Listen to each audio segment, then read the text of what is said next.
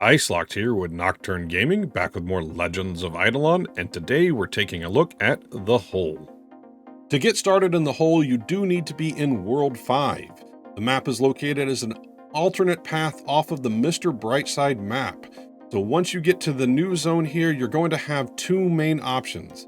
The first is clicking on the bonfire, which is where you interact with your villagers and spend the resources you gain in the hole to get new bonuses inside and outside of the hole. We'll talk a little bit more about this as we go through, but the other option that you have is clicking on the hole itself to travel into the hole into Cavern 1. So at this point, you may have to go back to the camp, and to do this, you can just click on the camp button, which is in the bottom right-hand corner of the screen. And this will also show you how many opals that you currently have in the bottom right-hand corner. So let's head back to the camp. So we're back on the surface, and I want to talk to you about the villagers that you unlock throughout the hole as you progress, and we'll go into a little bit more detail as we go through them, because there are a lot of bonuses and a lot of features that you unlock as you unlock new caverns and progress through the hole. So the Explorer is the first guy that you unlock, and he is available as soon as you get to the surface area of the hole. The Explorer's goal is to trek through the caverns and unlock new zones for us to gain resources in the hole. So this guy is probably one of the most important guys that you can level up early on into the hole. So currently there are 10 caverns available, 5 in the shallow caverns and 5 in the glowshroom tunnels. So a little bit more on all these caverns later. The second guy is the Engineer, and this guy allows you to unlock bonuses to progress in the hole, as well as some bonuses to progress outside of the hole. The purple background bonuses show a bonus that affects the hole directly, and the blue backgrounds or the schematics affect things outside of the hole. This opal one is kind of an exception to me. It kind of fits in both categories. However, they are technically spent outside of the hole, so I get it. Anyways, moving on to the Conjurer. This is the third guy you unlock in Cavern 5, and this guy has 3 different categories of bonuses for us, and we'll go over these a little bit later. But the hole magic affects things in the hole. Village magic affects anything on the surface level, so basically villager EXP at this point. And then Idleon magic gives you bonuses to things outside of the hole. That's not to say that the Idleon magic bonuses can't be useful in the hole, but they are primarily to affect things outside in the rest of the game. The last guy that we currently have access to, he is unlocked in Cavern 7, and it is the Measurer. The Measurer has 1 new bonus unlocked for each level that you get, and the Measurer has 2 things. One is you need a resource from somewhere in the hole to upgrade the level of that particular bonus. So as you can see, this one requires a mithril ore, which is unlocked in Cavern 1. It does require some time to get here, but by the time you unlock the Measurer, you should be able to at least start generating the mithril ore. So you can level this up, and that will increase the base value at the top. So this 45% villager EXP gain is based on the level of this bonus. The next thing is each one of the Measurer bonuses will have something outside of it that multiplies the base value. So for this one, it's Tome Score. I'm currently getting a 3.27 multiplier to my villager EXP gain based on my Tome Score, for a total of 150% villager EXP gain at this point. So you do need to have a good amount of progress inside the hole and outside the hole to really make these bonuses shine. However, they are some pretty massive bonuses, so it's definitely not something that you want to ignore. So a little bit more on this later. We are going to go through each of these villagers now and be a little bit more in depth. But the last thing that I want to explain as an overall whole is your opals. Okay, opals are a resource that you generate or that you gain inside the hole from various activities. The other option that I should mention is that there are 20 opals available for purchase in the gem shop, which can significantly help your progress, especially early on. However, they are not necessary. You can progress through this hole without it, but I can't lie and say that it doesn't help. It does significantly speed up this progress if you can buy them early on into the hole. So to spend your opals, you'll have a button at the top that is called Invest. Invest shows you how many opals you currently have, as well as a graphic kind of just showing you that they're there. And then you have a Give Opal button on the very far side. The opals are also shown at the bottom while you're inside the cave, so you can keep track of how many that you have, but this is the only way to see them while you're outside of the hole. So each villager has its own set of opals that you invest into it, and you can choose where they go to. As you can see in the measurer, I currently have 21, in the Conjurer 20, the Engineer 30, and the Explorer 40 opals apiece. Now, there are several bonuses to the amount of a villager experience that you get. However, one of the most significant bonuses is investing your opals in sets of 10. This is shown from the Village Magic upgrade Opal Enthusiasm, which every 10th opal boosts their experience by 150%. So initially, this is not going to be 150% for you. It requires 5 points of investment to actually get to 150%. So keep that in mind as you're spending your opals, that the 10th opal is what matters here.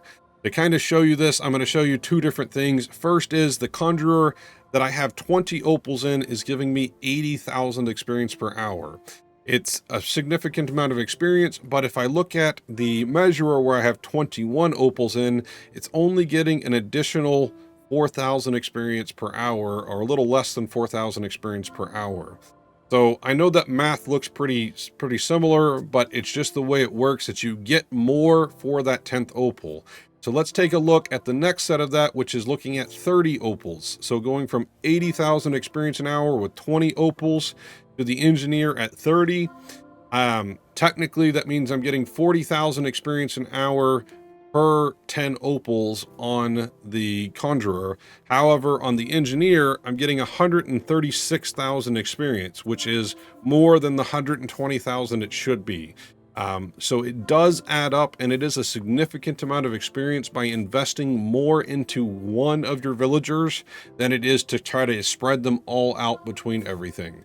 So when you first get started, you're going to need points from everything, and the amount of experience per hour that you get spread out at about 10 and 20 opals is enough to get initial bonuses, but there is going to be some point that you're going to want to reset all of your opals and basically dump them into one character at a time to unlock more and more levels and more bonuses from the Engineer. I'm not sure how many levels he has available at this point, but I'm currently at level 14, and I know there's at least level 16 that I've heard people talk about. So I know that there's plenty of bonuses that can be unlocked. So you're going to want the experience per hour to really be much more significant than 130,000 an hour. I have heard mention of one person over 100 opals in the Engineer and getting about 1 million experience per hour with 100 opals in it. So just some numbers for you there. So just keep in mind that you want to invest in sets of 10 to get that bonus from the Conjurer. So talking about the Explorer now, the Explorer treks through the caverns. It unlocks the different caves that you can get to. Currently there are 10 caves available. However, the 10th cave doesn't have any bonuses available at this time. So we should see that in a future update. But the Explorer is going to need a significant amount of opals invested early on to be able to unlock more caverns, which is going to be able to give you more opals, which is going to help you get more bonuses from other villagers. So the strategy that I went with was investing 10 opals into the Explorer as quick as I can, and then getting 10 into the Engineer, and then going back and putting another 10 more into the Explorer before I even unlocked the Conjurer. Now, this was with buying opals from the gem shop. So for you, you may not be able to do that just straight away, because you may unlock the Conjurer before you actually get to enough points to put 20 and 10 in the first two guys. When you do unlock the Conjurer, I recommend just putting just a few points into it, as some of the points are just a few points are enough to start rolling in the bonuses to be able to keep unlocking it. And you really want to focus on the Explorer or Engineer, as that's going to help you get the resources needed. So, and then when you unlock the Measurer, this becomes about as important as the Engineer. So really you're going to want something like 10 in Explorer, 10 in the Engineer, 10 more in the Explorer, so 20 total, a few points in the Conjurer, and then 10 more into the Measurer. So, and then once you start getting to more like the 20 at the top, and then you can put 10 in the Conjurer, and so on and so forth. So have a plan, develop a strategy on how you want to spend your opals very early on, because it is going to be a significant experience improvement for you if you make a plan properly. So that's pretty much it for the Explorer. His whole thing is unlocking new caverns for us, and as soon as you get all 10 of these caverns unlocked, it's basically time to do a lamp reset from Cavern 7, take all of the opals out of the Explorer and invest them into the Engineer or the Measurer. Now, that's debatable as well, because you could technically stop at Cavern 9 right now with very little loss. It may take you a little bit more time to catch up when the update comes out. However, the bonuses that you can unlock in the Engineer and the Measurer might be worth losing the time in the Explorer right now, because it could just be that much faster to unlock the bonuses from the Explorer a little later. So after that, let's talk about the Engineer. The Engineer unlocks different bonuses as you level up. This tells you in the info menu that it unlocks 3 new schematics for every level that you have in the Engineer, plus an additional one every 5 levels. I do know that there is one level that only gives you 2 schematics at this point. Not a big deal. We just continue leveling them up to unlock new bonuses. These first bonuses are going to be things like gives you more experience to your opals per hour, which is just going to give you a little bit more, about 25% more experience per hour as soon as you unlock the Engineer. So it's going to make those investments a little bit better. But you're also going to get things like your bucket fill rate, getting a 50% gain early on. That is a big deal for us. And then you'll also get more bucket fill rate based on your mother lode ore, which is the second bonus. The Cavern 2 is the mother lode. So one thing to mention about the mother lode is that this bonus is very, very small, and eventually it's not going to matter. So don't be hung up on trying to get, 10, 20, 100 billion of this mother lode ore. It's not going to matter, and you are going to be farming enough of this that your bucket fill rate will go up on its own enough that you can safely ignore this. You are going to get enough on your own. We'll talk about this a little bit more when we talk about the second cavern, though. For the Conjurer, we talked about this a little bit, but let's go into it in a little more detail. So you have the Hole Majik. Currently, there are 3 available bonuses that directly affect something in the hole. This is going to be the Monument bonus in Cavern 4. This requires a total of 4 points invested into it to get all of the bonus, and this allows you to double all of the bonuses you get from the Monument in Cavern 4. A little bit more on that when we get there. After that, you have the String is Strung, which affects Cavern 6, and it unlocks more strings for your harp. There is a total of 5 additional strings available. However, it does require 5 points invested into it, and depending on if you bought the gem shop ones or not, this could be something that might be worth waiting on unlocking until a little bit later. After that, you have Wishy Washy, which gives you more, up to a 90% chance to get an additional wish every day. This is the resource that you need to spend to be able to reset your opals. So this can be very good for you, and this can help you make the most out of the lamp once you unlock Cavern 7. So don't be in a giant hurry to get here. However, it can be significant, and at this point, I think I'm up to something like almost 5 wishes a day with this bonus, plus other bonuses that you can unlock. So moving on, let's talk about Village Magic now. This is where I recommend you investing the most of your Conjurer points early on into the game. The first one is what we talked about before. Every 10th opal gives you up to 150% more experience. So this means investing 9 opals is only going to give you maybe 8 or 9,000 experience per hour. However, that 10th one is probably going to push you to 14,000 experience per hour. And this is very early on into the hole. So getting this unlocked and up and enhanced up to level 4 is a big deal. It is probably one of the highest priorities that you can do in the hole early on. After that, you have Contented Creator, which gives you more village experience per schematic that you've created. This means that you have not only leveled up the engineer, but actually spent the resources to unlock the schematic itself. A little bit more on that later, though. So at this point, I'm at 180% more village experience based on the number of schematics that I have. So the more levels I get in the engineer, the more bonuses I unlock, the more experience that I get. So everything works together very smoothly with the whole. After that, you have Cosmos Enhance. This is just a straight 30% village EXP gain with 3 points spent into it. Quite honestly, if you haven't bought the bonuses from the gem shop, this is probably the one that I would just put 1 point into to be able to unlock the next bonus, and I would skip this. From there, you also have the Length Meister, which gives you a similar bonus to the first and Hole Magic. This up to doubles your bonuses from the Measurer. Now, one thing on this is that the Measurer isn't unlocked until Cavern 7, so if you do have a bunch of points early on, this may not be the place to spend it. However, once you have the Measurer unlocked, it is definitely worth dumping the points in here to double those bonuses from the Measurer, as they are some of the biggest bonuses that you can get in the hole. So the last section for the Conjurer is Idleon Majik, and a big note here is that Idleon Majik is not where you want to spend your points on early into the hole. This is something that probably in a month or so after the hole is released that we'll start seeing more benefits from investing directly into Idleon Majik, but we just don't have enough Conjurer points to make it worth investing in these things, with the exception of the very first bonus, which is called Pocket Divinity.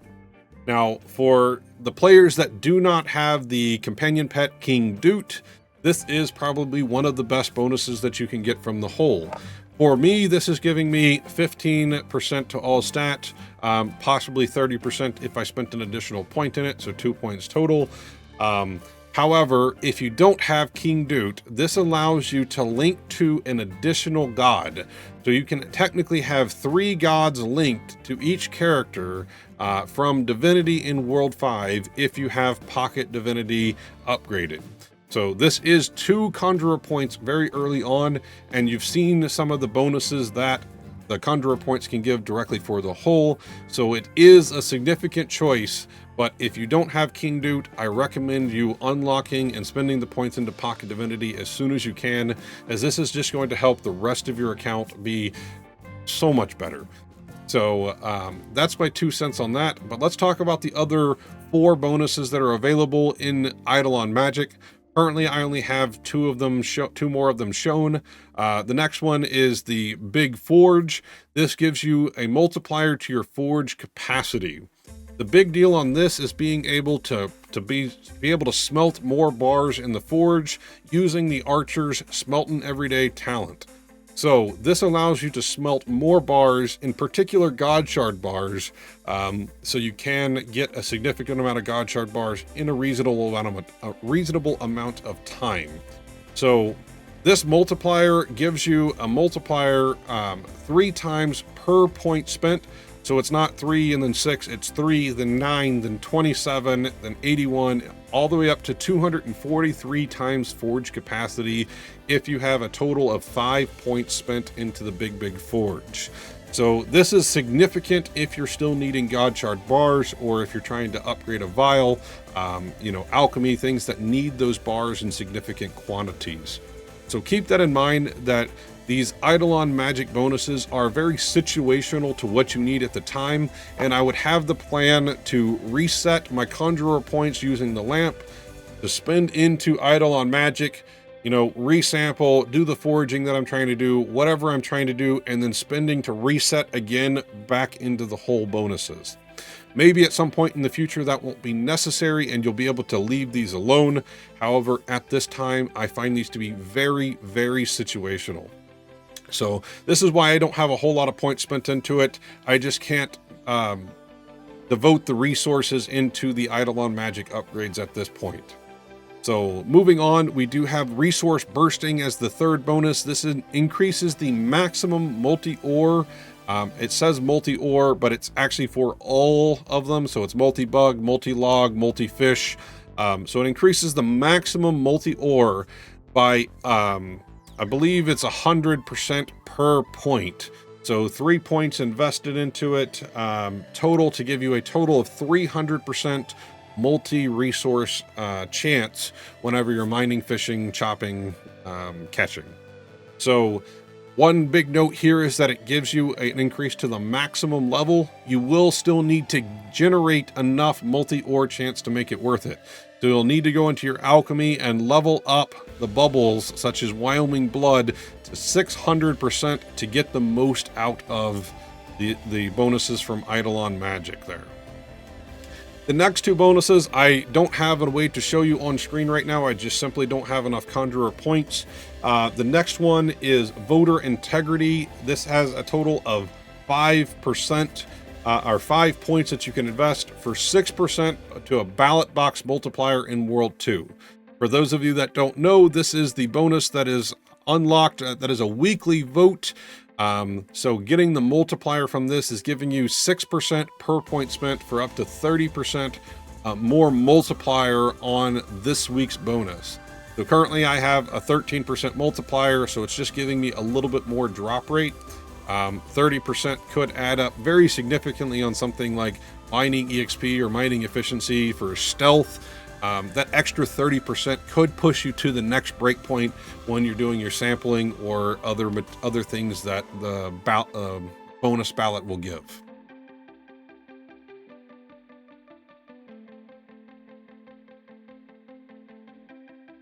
The last bonus that's available in Idleon Majik is going to be Weapon Relevancy. This gives you the effect weapon power has on damage is 75% higher for each point spent. So you can spend a total of 4 points here, which gives you up to 300% more damage from your weapon power. So the way that the math works is it's a significant amount of damage for you. However, it is a significant investment of your Conjurer points to get that full bonus as well. So again, to me, all of the bonuses from Idleon Majik are very situational to where you're at in your account and the bonuses that you're trying to go for. So just keep that in mind when you're investing points into the Conjurer. For the Measurer, we've already gone over the way the mechanics work for the Measurer. However, I do want to reiterate that the Measurer or bonuses are some of the most significant things that you can get in the hole. Each of the bonuses will require 1 resource from the cavern to level this up, plus a multiplier for something outside of it. So the bonuses we currently have are Villager EXP gain, Bravery Sword maximum damage, which is a bonus that is for Cavern 4. The Bell Ring and Ping Rate, which is Cavern 5. Then you have Harp Note Gain for Cavern 6. Daily Lamp Wishes for Cavern 7. And then Bucket Fill Rate, which affects Cavern 1 directly. And lastly, Harp String Experience, again for Cavern 6. These are the bonuses I currently have available. I do know that there is a significant bonus that is very similar to the Harp Note Gain at level 9. And then level 10 is Multi-Kill. So the bonuses that you can get from the Measurer are some of the most significant bonuses that you can get, but a little more on this as we go through each cavern and the way that they play into affecting it. Remember to hit that like and subscribe button and drop a comment if you're enjoying our videos. And a huge shout out to our patrons, whose support means the world to us. If you would like to become a patron, check out the link in the description for more details. And be sure to visit our merch store so you can get some pretty cool stuff. If you have any thoughts or questions, let us know down below, and we'll see you next time.